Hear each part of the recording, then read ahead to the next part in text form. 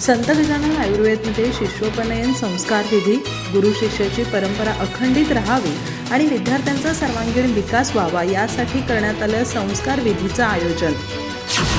गडिंग्लज तालुक्यातील महागाव येथील संत गजानन महाराज आयुर्वेदिक महाविद्यालयात प्रथम वर्षाच्या विद्यार्थ्यांचा शिष्योपनयन संस्कार विधी उत्साहात झाला. महाविद्यालयाच्या प्रांगणात हा विधी झाला. गुरु शिष्याची परंपरा अखंडित राहावी आणि विद्यार्थ्यांचा सर्वांगीण विकास व्हावा यासाठी दरवर्षी नवागत विद्यार्थ्यांसाठी अशा प्रकारचा विधी करण्यात येतो.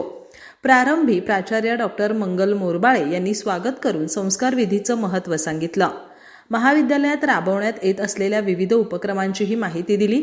यावेळी त्यांनी ध्येयाने प्रेरित होऊन नियोजनपूर्वक अभ्यास, ज्ञान आत्मसात करावं आणि जबाबदार डॉक्टर होऊन रुग्णसेवा करावी. इथं विद्यार्थ्यांना प्रात्यक्षिकासाठी सुसज्ज 2 मल्टीस्पेशालिटी रुग्णालये आहेत. त्याचाही फायदा विद्यार्थ्यांनी घ्यावा. शैक्षणिक वेळेत मोबाईलचा वापर न करता अधिकाधिक वेळ अध्ययनासाठी द्यावा. सर्वोत्कृष्ट निकालाद्वारे महाविद्यालय आणि संस्थेचा नावलौकिक वाढवावा असं आवाहन त्यांनी केलं. यावेळी पुण्यवचन, गणेशपूजन, अभिषेक, धन्वंतरी याग, सुश्रुत, माधव, चरक स्थापना आणि नवग्रह आवाहन, अग्निपूजन आणि आहुती या विधीसह शिष्यांनी गुरूंकडून सूत्रबंधन आणि प्रतिज्ञा ग्रहण केली. या संस्कार विधीचे पुरोहित म्हणून दत्तात्रय दंडगे, अवधूत वष्ट, ओंकार जोशी यांनी काम पाहिलं.